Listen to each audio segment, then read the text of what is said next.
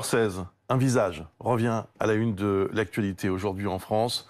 Le visage de ce petit garçon, Grégory Villemain. La mort de Grégory Villemain remonte à 1984. Tout le monde connaît cette histoire, bien entendu. Et l'enquête, ça paraît insensé, puisque nous sommes, vous l'avez compris, 36 ans après ce drame, l'enquête est relancée. Il y a un nouveau magistrat qui est en charge de ce dossier et qui a décidé de relancer les investigations. Mélanie Vecchio est avec nous pour évoquer ce dossier. Qu'est-ce qui se passe concrètement ? Très concrètement, souvenez-vous, Bruce, les derniers éléments en date, en tout cas les événements médiatisés, les éléments médiatisés dans cette affaire, ils datent de 2017-2018. C'était la mise en examen des époux Jacob, le grand-oncle, la grand-tante et Muriel Boll dans ce dossier. En mai 2018, ces trois mises en examen, elles sont annulées, elles tombent pour vice de procédure. Et notamment, une partie des auditions de Muriel Boll devant les gendarmes est également rayée du dossier. On en était, en tout cas médiatiquement, je parle, resté là. Sauf que l'affaire, en fait, elle n'a jamais vraiment été abandonnée, très clairement. D'abord parce qu'avant de prendre sa retraite, la présidente de la chambre de l'instruction de la cour d'appel de Dijon avait demandé des actes d'enquête. C'est cette fameuse analyse dont on va parler tout à l'heure en stylométrie.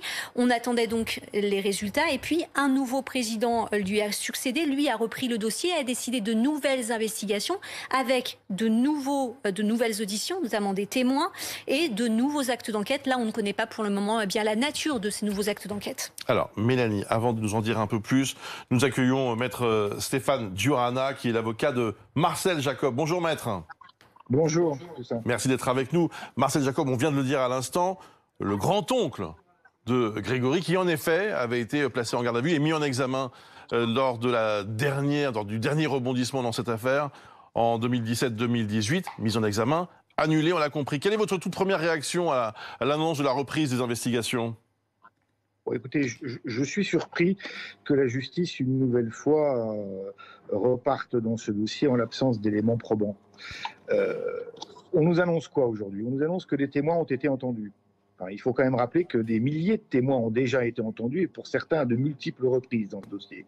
Je le répète, je l'ai toujours dit, 36 ans après les faits, on n'aboutira pas à la vérité avec des témoignages humains, c'est impossible. On nous annonce enfin qu'un rapport de stylométrie serait rentré au dossier. Je rappelle que les choses soient bien contextualisées, que ce rapport il a été commandé en décembre 2017, il y a 36 mois. Donc il n'y a rien de neuf sur le soleil aujourd'hui. Alors justement, restez avec nous. Quelles sont, Mélanie, ces dernières expertises, ces nouvelles expertises? Alors, Maître Juranal rappelait, ces expertises, elles ont été demandées par l'ancienne juge d'instruction du dossier, donc fin 2017, début 2018. Ce sont des analyses en stylométrie qui ont été confiées à une entreprise suisse. Pourquoi la Suisse? Parce qu'en fait, en France, il n'existe pas vraiment d'experts qui sont connus dans cette spécialité.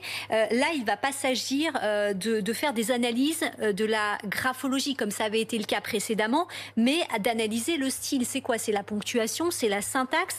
Les experts, ils ont donc comparé les lettres du ou des corbeaux aux écrits des protagonistes du dossier, des lettres, des cartes postales par exemple. Le but, c'est bien évidemment de trouver qui pourrait être ce ou ces fameux corbeaux. Souvenez-vous, c'était en 2017. Là, pour le coup, eh bien, ce sont des analyses graphologiques qui avaient notamment permis en tout cas, tenter de mettre en examen les époux Jacob. Donc on le disait, leur mise en examen avait été annulée car non conforme au droit.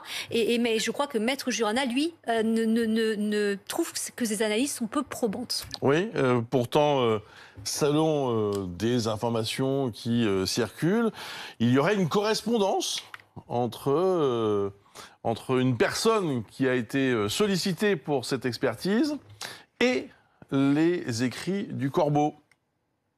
Écoutez, c'est ce que le Parisien nous annonce. Cela étant, de quoi parlons-nous? On parle de stylométrie. C'est quoi la stylométrie? C'est une analyse de syntaxe et de style pour essayer de faire des rapprochements entre des écrits. Sauf qu'il y a deux écueils au cas d'espèce. Le premier, c'est qu'on compare des écrits extrêmement brefs, les lettres du corbeau et notamment la lettre de revendication, qui ne font que quelques mots tout au plus. Alors qu'en général, la stylométrie, ça va analyser des centaines de pages pour essayer de retrouver des correspondances de style, de syntaxe. Là, on n'a que quelques mots. Premier écueil. Deuxième écueil, et c'est celui que j'avais dénoncé dès que ces expertises ont été ordonnées. Tous les gens qui ont été soumis, ils habitent peu ou prou dans un rayon de 10 km². Peu ou prou, ils ont tous le même âge. Peu ou prou, ils ont fréquenté les mêmes établissements scolaires avec les mêmes enseignants. Ils sont issus du même milieu sociologique. Ils ont les mêmes amis, les mêmes collègues de travail. Ils ont fréquenté les mêmes usines. Ils ont tous le même style. Enfin, je veux dire, aujourd'hui, dépenser plusieurs dizaines de milliers d'euros de l'argent du contribuable pour arriver à un tel résultat, honnêtement, c'est se fourvoyer. Moi, j'appelle ça de la fumisterie. J'exige depuis le départ, je le dis, cette affaire, soyons prudents, très prudents. À chaque fois qu'on la fait repartir, il y a un drame. Donc attention. Alors, qu'on la fasse repartir sur la base de preuves scientifiques, aucun problème. Une analyse ADN. Mais là, pas de la stylométrie avec des gens qui ont tous été élevés dans le même quartier. Alors, restez avec nous. Mélanie, est-ce qu'on peut imaginer que le nouveau magistrat a un suspect en tête? Est-ce qu'il vise quelqu'un? C'est compliqué de le dire. En tout cas, une chose est sûre, c'est que l'écriture cette écriture, en tout cas cette analyse, elle a concerné de nombreux protagonistes du dossier, notamment l'entourage familial proche. On pense aux grands-parents du petit garçon. On le disait, les époux Jacob, Marcel et Jacqueline, dont des documents avaient été saisis pendant les perquisitions. Et puis aux époux Laroche, là, souvenez-vous, c'était des dictées qu'on leur avait fait faire. Donc voilà, ce sont des écrits qui ont été comparés à l'époque. Alors évidemment, là, c'est une liste non exhaustive que je vous donne. Maintenant, la question de savoir, c'est si ces analyses ont été à la fois probantes et surtout, qu'est-ce qu'elles concernent? Quels écrits elles concernent? Quelles lettres? Parce que souvenez-vous, ces lettres, elles s'échelonnent entre 83 et 85. Y a-t-il un ou plusieurs corbeaux? Y a-t-il un ou plusieurs corbeaux? Et surtout, quelles lettres concernent-elles? Alors, un dernier mot, Maître Diorana, vous avez pu vous entretenir avec votre client ce matin. Quel est son état d'esprit? Je les ai même appelés hier soir très tard pour les rassurer parce que, vous savez, eux, ils n'exigent qu'une chose. Jacqueline et Marcel, ils veulent juste vivre tranquillement. On les a jetés en pâture dans cette affaire en juin 2017. Ils en sont sortis en mai 2018. Eux, ils veulent juste qu'on les laisse tranquilles. Ils sont totalement étrangers au fait qu'il leur a été à un moment donné reproché. Ils veulent juste finir leur jour paisiblement. Et je vous garantis que c'est extrêmement difficile lorsque vous revenez sans arrêt, avec des éléments qui ne sont pas probants. J'aimerais préciser, Maître, tout de même, et notamment pour tous ceux qui nous regardent, que la mise en examen de votre client et de son épouse ont été annulées pour vice de forme, pas sur le fond. Oui, elles ont été annulées parce que la présidente qui les avait mis en examen n'avait pas la compétence pour le faire. C'est plus qu'un vice de forme. C'est-à-dire qu'ils ont été mis en examen par quelqu'un qui ne pouvait pas le faire. Bien. Merci en tout cas pour votre réaction, Maître. Merci beaucoup. On va se retrouver dans quelques instants pour la suite du live.